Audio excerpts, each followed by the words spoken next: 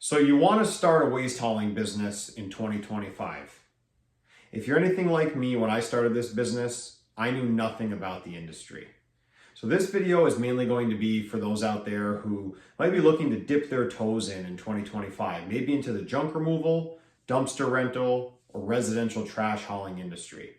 My name's Heath Andre. I've been running a trash business up in upstate New York for 6 years, and I'm going to give you guys some insight into just how I built a company to north of $650,000 in revenue in a few years, with the big caveat being I did it with just one full-time employee and one part-time seasonal driver. If in fact you are a returning subscriber, I want to say thanks to all you guys. We did just open up YouTube memberships. So if you guys hit that join button, there's going to be a few perks added in there. And I really appreciate it as we build a community here on YouTube. If it is your first time here, thanks for watching. If you're looking to get into this industry, this video is going to be perfect for you if you want something that's like 10 minutes long. It's going to give you no nonsense, basically inside look into what to expect when you're running a small garbage company. First and foremost, the trucks and the startup costs in this industry can be astronomical. They can also be super low if you want to run junk equipment. I recommend buy what you can afford, and if you're not a mechanic, buying something new is probably going to get you further, especially if you can sell. There's a ton of YouTube videos out there basically saying start with an old truck, start with a new truck. In my experience, I bought what I could afford. I am not very mechanically savvy. So buying something that was at least reliable, I learned that the hard way in the first couple months of the business. I'm gonna throw a picture in right here of the first truck that I started this business with. And that was a 1999 Ford F450 dump truck. It blew up. The diesel engine literally blew up 2 months into me owning the truck. I went out there and I paid cash for it, so I was super excited to start in business. And I was really lucky to stay afloat with a personal loan that I had to take at high interest just to keep the business running. It's not all bad though. We made it through those times, and I'll throw a picture in of the small fleet that I own today. Still with Ford, but the oldest truck that I have is a 2022.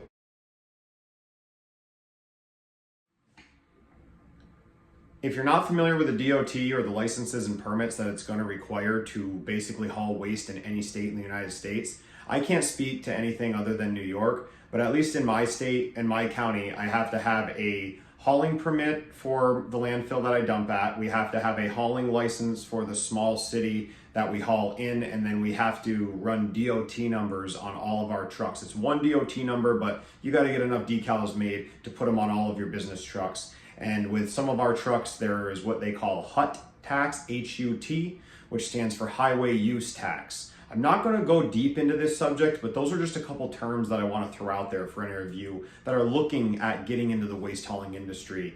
There are three key sub-businesses, I guess you could say, in the waste hauling industry that seem to make up the majority of the market. That's going to be junk removal, roll-off dumpster rentals, and then recurring trash services, which recurring trash services could be the plastic totes that you put out every week. It could be that metal dumpster you see at the local restaurant that gets picked up, and the food waste is in one, the recycling waste is in one, and maybe they even have a scrap metal bin. That's more of a recurring service. But for the matter of this video, we're gonna focus on just junk removal, plastic tote, recurring pickups, and dumpster rentals, since those are the three offerings that my business currently has. Speaking of landfills, I'm not going to go down into the weeds on this, but there's two areas I should say that I've found where people dump trash. There's a landfill, which may be ran by the county, it may be ran privately, but a landfill is basically where you drive in to like a dirt pit, for lack of a better term, and your dump truck or compactor truck dumps the waste, and then big machinery rolls it, into a pile, and they have a liner in the earth to protect the earth, and they just build that thing up. That's what I have to dump in. It's very hard on equipment. What I'd like to have, and what a lot of people that I see out there on the internet have, is what they call a transfer station. Now this is like a concrete pad. Some of them are covered, some of them are not, but you're just backing in on basically a concrete slab, dump, hit the scales, and you're out. They're normally a little bit quicker than driving way back in a landfill, and they're way cleaner and keep your trucks way nicer for much longer. without the maintenance of like a muddy landfill, being that we have to wash them a lot more and components of the trucks can wear out much faster. When I left my day job, I was doing Facebook ads, just starting to learn Google ads, and doing a lot of word of mouth marketing. We were doing about $10,000 in revenue. Now I say we, it was still just me. So I was able to do $10,000 in monthly recurring revenue, and that was me only working at the time 3 days a week. The margins on a trash business, if ran properly when you're alone, should be no less than 50%. So it's a pretty lucrative industry if you do it the right way. Now the $10,000 in recurring revenue that I got up to before I left the day job, I just want to let you all know that took me a couple of years. Without acquiring a business right off the bat of say 400, 500, 600 clients, it's probably not going to be realistic for you to just start a trash hauling business. Now we're talking residential plastic tote pickup. It's probably not going to be realistic for you to just quit your job, start with 0 customers, and be able to make this thing sustainable in 30 or 60 days. So as you guys know, if you watched other videos, I have the whole story about how I started out with just residential, then added dumpster rentals, then added the junk removal. But I want to talk about population size for just 1 minute. Where I'm from, there's about 40,000 serviceable clients within a 20 to 30 minute driving radius.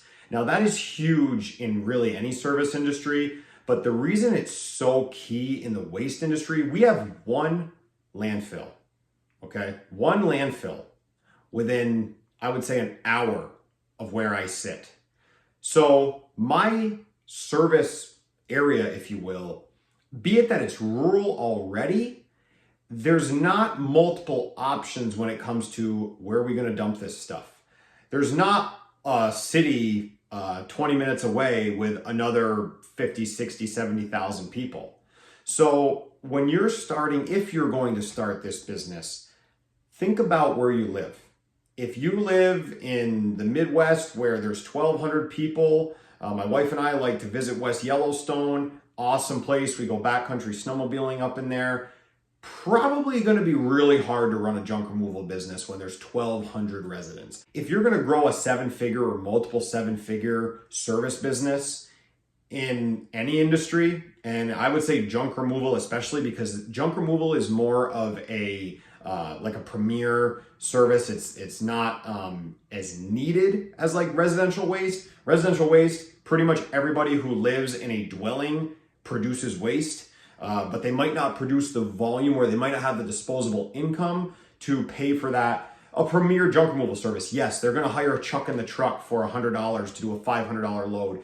But if you want to have a branded, white glove, high-end service, we're getting $500, $600, $700, $800 a truckload, like some of these people talk about on YouTube. We get those loads. We do get those loads here. But the income level and the population level of where I'm at, it's not like those loads are coming in 15 times a week. So I want to set your expectations. I don't want to blow them out, blow them right down. If you're in a small area, you might, like I said, be able to be the only game in town and do great. But where I'm from, there is 10 chuck in a trucks, as we like to call it, the super cheap people. And that's fine. They make their living, I make mine. But before you go out and invest 10, 20, $100,000 in equipment, and before you go and even set up an LLC, make sure you check in on your population and how needed is your service. Last thing I'm going to say before we wrap this up, guys, insurance cost. They're only going up. They're not going down. And in the waste industry, when you get in the first couple years, it's going to be expensive. Most likely thousands of dollars a year in premiums, even if you only have one truck. So be ready for that. My biggest takeaway to give you guys is going to be, if you're going to get into this business, it's a lot more than just picking up a mop or picking up a string trimmer. Okay, if you already have a dump trailer and you're a landscaper, maybe dipping your toes by renting that out to a couple friends and family to see if you like putting your trucks through the landfill is a good way to go. If you're going to get into junk removal, you're going to get into some nasty jobs. Not saying that you have to take them, but there's some nasty stuff out there. It's not all just easy, couches and mattresses. We've done hoarder houses. They're thousands of dollars you can make in one day. It's awesome, great money, but they're nasty. And you want to make sure you got your Tyvek suits on, your booties, and all your good stuff. Now, I don't want anyone out there to get over leveraged and get overexcited jumping into this business in 2025. There's a lot of people talking about the real stuff that's out there, but there's also people that can sell you the wrong idea. The fancy trucks, the nice dumpsters, the, $500 in an hour jobs. That stuff's all real. It's all out there, but it takes time.